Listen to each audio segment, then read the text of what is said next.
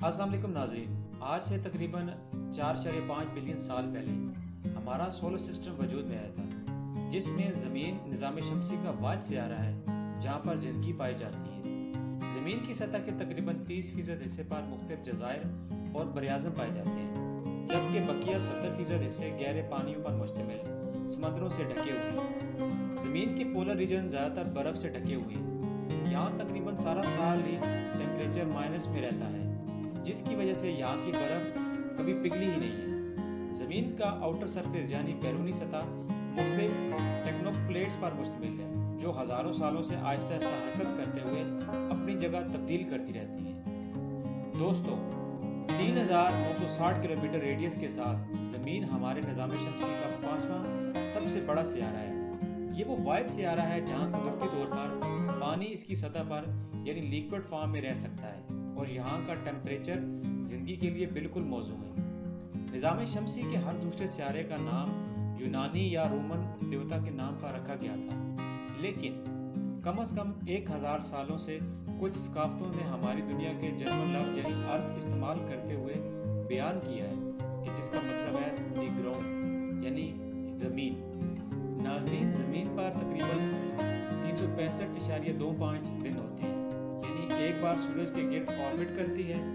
चूँकि हमारे कैलेंडर यानी ईयर में सिर्फ 365 दिन होते हैं, इसलिए हम फ़र्क के हिसाब से हर 4 साल बाद एक इजाफी लीप ईयर का इजाफा करते हैं, जो कि 29 फरवरी को शामिल किया जाता है। दोस्तों, ज़मीन अपने ऑर्बिट में 18.5 मील फी सेकंड की रफ्तार से घूमती है, लेकिन ज़मीन पर हम ऐसे महसूस नहीं कर सकते। हमारा सियारा सूरज से तकरीबन 93 मील यानी कि 138 मिलियन किलोमीटर है।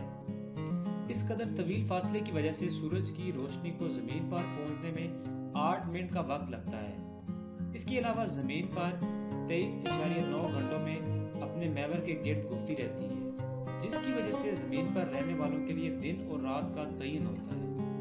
दोस्तों, ज़मीन का अंदरूनी हिस्सा ज़्यादातर सिलेक्ट चट्टानों और देहातों से बना हुआ है। हमारी ज़मीन की इनर कोर, जो कि लोहे और निकल पर मुश्तमिल होती है, 760 मील चौड़ी है, जबकि इसका टेम्परेचर 9800 डिग्री फ़ारेनहाइट तक गर्म होता है। अंदरूनी कोर बैरूनी कोर से गहरी हुई है।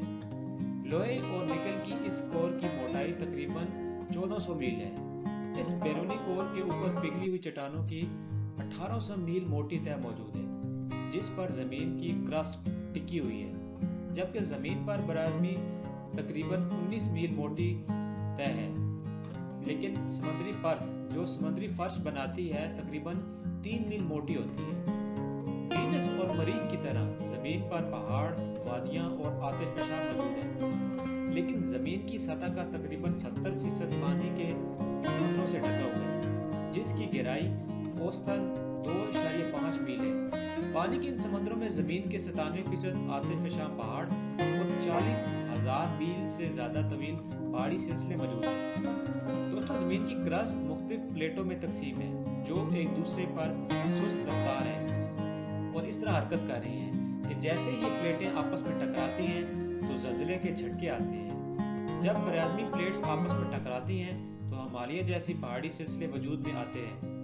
दोस्तों, ज़मीन का फ़िज़ाई माहौल 78% नाइट्रोजन, 21% ऑक्सीजन और 1% दीगर गैसें जैसे कार्बन डाइऑक्साइड और आर्गन्स पर मुश्तमिल है। ग्रीन हाउस की तरह ये गैसेस गर्मी को जज़ब करती हैं और दर्जा हरारत को बरकरार रखती हैं। औसतन ज़मीन की सतह का दर्जा हरारत तकरीबन 57 डिग्री फ़ारेनहाइट है। हमारे एटमॉस्फेयर के बगैर ये 0 डिग्री हो जाएगा। पिछली 2 सदियों में इंसानों ने ज़मीन के एवरेज दर्जा हरारत को 1.8 डिग्री फ़ारेनहाइट तक बढ़ा दिया है, जिसकी बड़ी वजह आलूदा गैसेस का अखराज है। इस इजाफी गर्मी ने ज़मीन के मौसमी हालात को कई तरीकों से बदल कर रख दिया है। तो दोस्तों, हमारा एटमॉस्फेयर न सिर्फ ज़मीन पर ज़िंदगी की बका करता है, बल्कि ये इसकी हिफाजत भी करता है, और ये इतना मोटा है कि फ्रिक्शन की वजह से बहुत सारी मेजॉरिटीज़ को ज़मीन पर गिरने से पहले ही जला देता है। जबकि ओजोन लेयर इंसानी डीएनए को नुकसान पहुंचाने वाली अल्ट्रावायलेट रोशनी को सतह तक पहुंचने से रोकती है। याद रहे कि ज़मीन का 90% एटमॉस्फेयर ज़मीन की सतह से तकरीबन 10 मील के अंदर है।